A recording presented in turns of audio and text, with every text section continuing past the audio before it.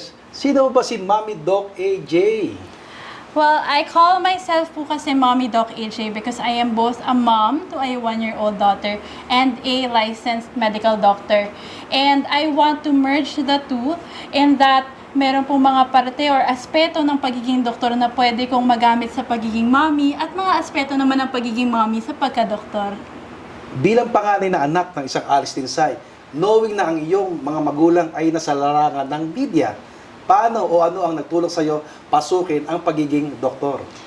Well, I've always wanted to become a doctor. Grade 3 pa lang gustong-gusto ko na maging doktor.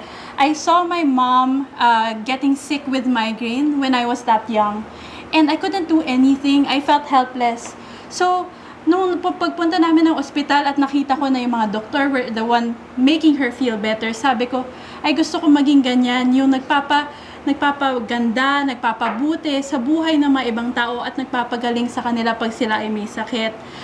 So I wrote my mom a poem about wanting to become a doctor. And eventually, growing up, lahat, science, pre-med, pinasok ko college, and my passion just grew and grew because I really wanted to help people and make them feel better when they are sick. So yun po. Eventually, when I became a doctor, sabi ko, ito na ang passion ko, nakuha ko na with the blessing of the Lord. And I will use this para po makatulong po. Bigyan mo naman kami ng kaunting background ng iyong mga ginagawa at ang iyong mga achievement bilang mommy. So, as a mommy doctor, I have been doing teleconsultations. Sa ngayong pandemya ay nag-check up po sa mga may sakit or kaya naman po nagbibigay ng medical advice and education to everyone who seeks it out.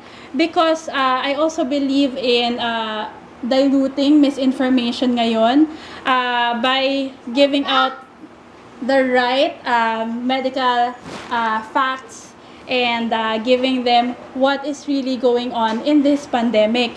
And besides being a medicine medical executive, so right now I've been doing medical content for TikTok, and I think that is one of the ways that I can combat misinformation, especially during this pandemic, na ang dami pong naniniwala ng mga fake news at kung saan-saan po nila nasasagap ito.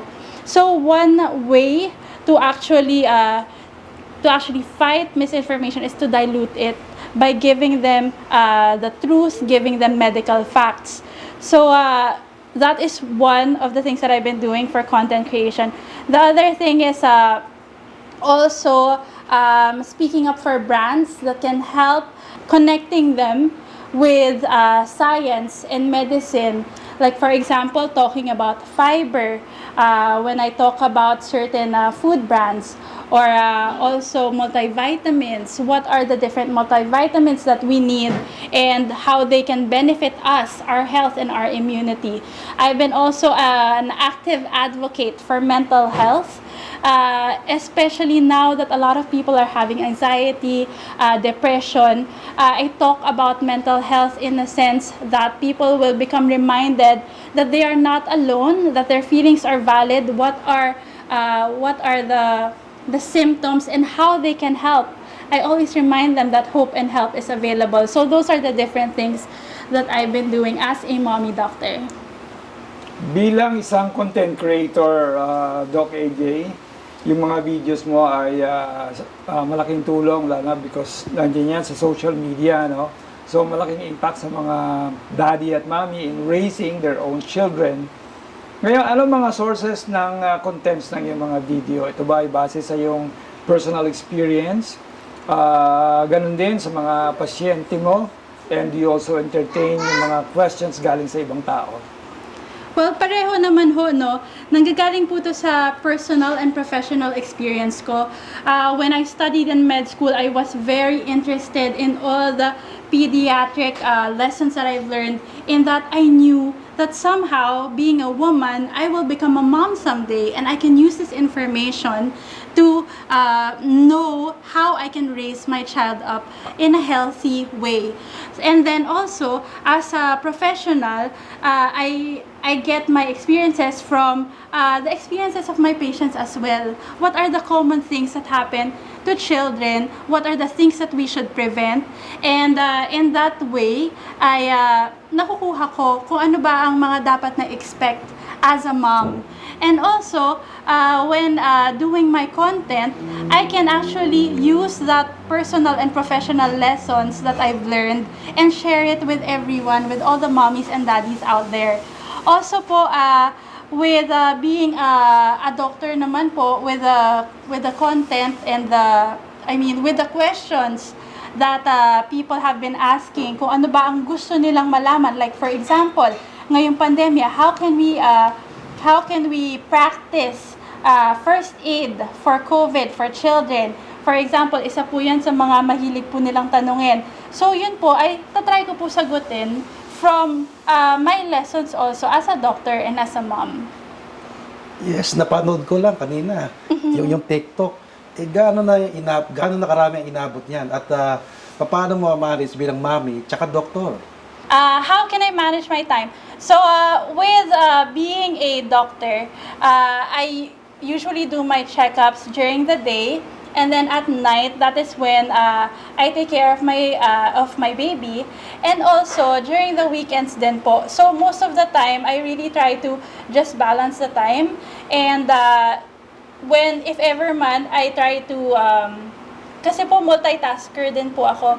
I got that from my mom. That's one of the lessons na nakuha ko sa kanya. So, I really try to, parang while I'm doing my content, binabantayan ko rin si Ali. I talk to I'm always in contact with whoever is taking care of her.